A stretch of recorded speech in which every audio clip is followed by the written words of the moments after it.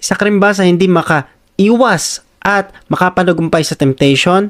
Huwag kayong mag-alala kasi matatapos ang video na ito, natutulungan tayo ng Panginoon para mapagtagumpayan po ito. Sabi nung isang commenter natin, same, sa leader din ako, nagdi-disciple. Kaso nag-backslide kasi kapag the more kang mainit sa pag-serve kay Lord, the more din ang daming temptation at trials at daming problema. Kasi sinusubok ni Lord kung gaano tayo katatag at kalakas na umiiwas sa las at kasinungalingan. Pareho to pa rin ako. Gusto kong bumalik sa Kanya dahil mas masaya pag na-feel mo ang presence ni God. First of all, hindi sa feelings nakabase ang ating paglilingkod sa Diyos. Kasi kung sa feelings lang, lagi po tayong mawawala sa Panginoon. Lagi kang makakapag-commit ng sin. Pangalawa po, yung ating mentality na kapag may temptation ay galing sa Diyos. Which is not true. Dahil ang temptation ay galing sa devil. Si Satan po ang father of all lies. Wala pong katotohanan sa kanya, kaya puro kasinungalingan ang sasabihin niya para lang malaglag sa pagkakasala ang tao. Kasi sa kanya ang pagsisinungaling dahil sinungaling siya at siya ang pinagmumulan ng lahat ng kasinungalingan. Ang temptation po is everywhere. Whether you Christian or not, mararanasan mo po ito. Yung temptation. Pero ang kagandahan nito, kapag ikaw ay nanampalataya sa Panginoon, tutulungan tayo ng Diyos na mapanagumpayan ito. Hindi mo kailangang umiwas ng umiwas. Hindi mo kailangang umalis ng umalis. Paano kapag nakita mo? Diba, matitempt ka uli. Kasi ang sabi ng James, nalalaglag ang tao dahil sa kanyang sariling desire na makasalanan. Natitempt tayo dahil kung saan tayo mahina, doon tayo ititempt ni Satan. Correction, hindi si God ang nag-tempt sa atin, si Satan. Ang sabi ng James chapter 1 verse 14, natutukso ang isang tao kapag nahihikayat siya at nadadala ng sariling pagnanasa. At kung susundin niya ang pagnanasa niya, magbubunga ito ng kasalanan at kung magpapatuloy siya sa kasalanan, hahantong ito sa kamatayan. Ang kamatayan dito is hell, or yung eternal punishment. Ngayon, as a Christian, kailangan mo maunawaan, makorek yung puso po natin at yung isipan po natin. Na hinango nga tayo ng Panginoon sa kaparusahan, sa kamatayan, sa kapangyarihan ng kasalanan. Yung identity natin sa Panginoon. Sabi ng John 1:12, but to all who did receive Him, si Jesus po yan, who believe in His name, si Jesus pa rin po, He gave the right to become children of God. Hinango niya tayo doon. Tapos ang gagawin niya, paparusahan niya ng paparusahan.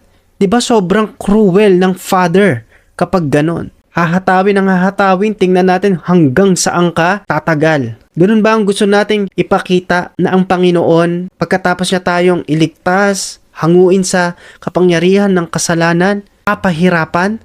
Hindi po. Kailangan makorek na yung temptation ay galing kay Satan. Ganito po yan. Pakinggan nyo ako mabuti. Sa Garden of Eden pa lang, andyan na yung temptation. Tinempt niya si Eve, yung serpent. Kahit alam niyang meron ng word of God si Eve. Kasi nga, nalalaglag sa pagkakasala ang tao dahil gusto nating i-disobey ang Panginoon. Tingnan nyo po, nalaglag si Eve. Kahit meron na pong word of God sa puso nila na huwag nyong gagalawin yung punong kahoy na ito, bungo ng punong kahoy, pero ginawa pa rin nila. Kasi ang kasalanan, ang pag-ugat po niyan, kung tutuntanin natin, ay disobedience. Kaya tayo nagkakasala kasi ayaw nating sundin. Gusto nating kumawala. Pero ang totoo nun, ang laman, papunta sa kapahamakan. Pero ang spirito ay papunta sa buhay. Latag na po sa atin yung kagandahang loob ng Panginoon. Ang ginagawa na lang ni Satan, tinitwist niya yung scripture, tinitwist niya yung truth. Kahit si Jesus, tinampo niya, Matthew chapter 4 verse 4. Hindi alam ni Satan na si Jesus ay Messiah. Totoo ba na ikaw? Kung totoo nga, gawin mo nga itong tinapay, yung bato. Kung ikaw ang totoong Messiah, tagapagligtas, magpatihulog ka nga.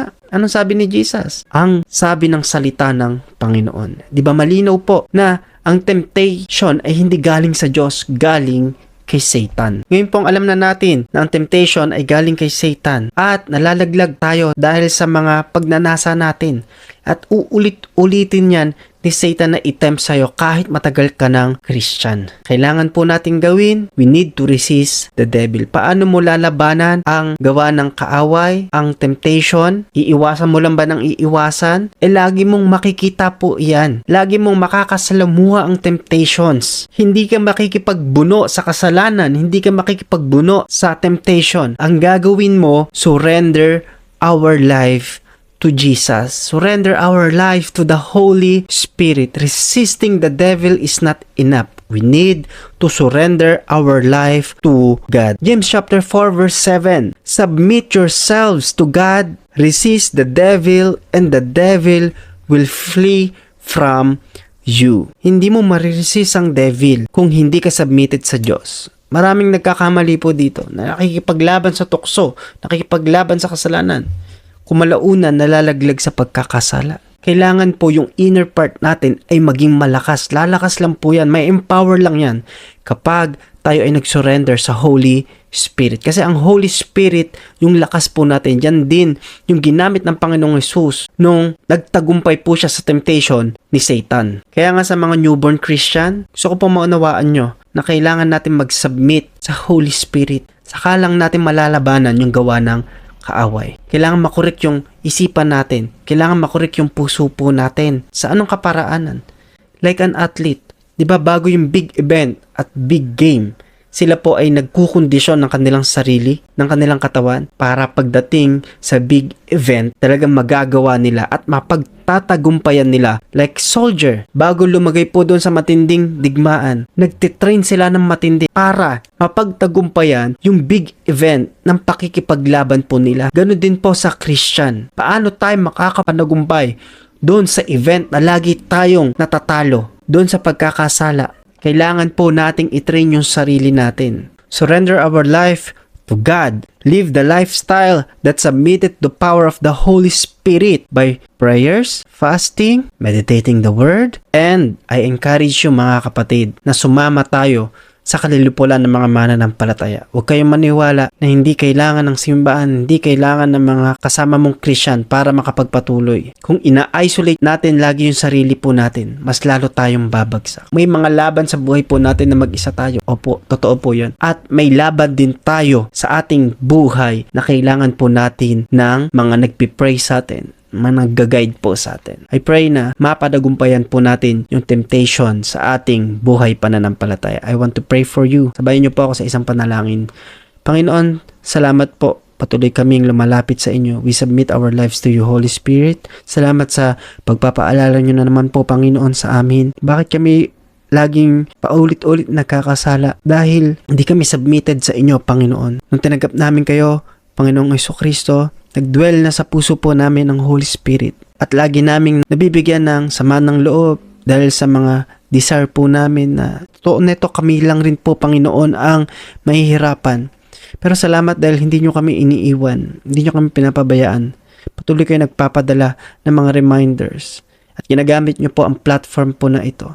Patuloy ko po kayo, Panginoon, na pinapasalamatan. Salamat po sa inyong walang sawang awa at pag-ibig na laging yumayakap po sa amin. I rebuke any evil spirit na gustong pabagsakin ang aking kapatid nasa kabilang screen. Siya man po, Panginoon, ay dumadaan sa matinding struggle at hindi makapanagumpay po sa temptation na hinaharap niya. Paalala niyo po sa kanya, Panginoon, na mas malakas ang tinanggap namin kesa sa puwersang nandito sa mundong ito.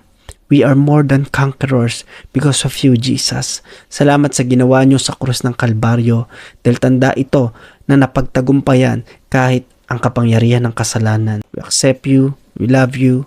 In the mighty name of Jesus, type Amen. Comment down below kung meron po kayong tanong.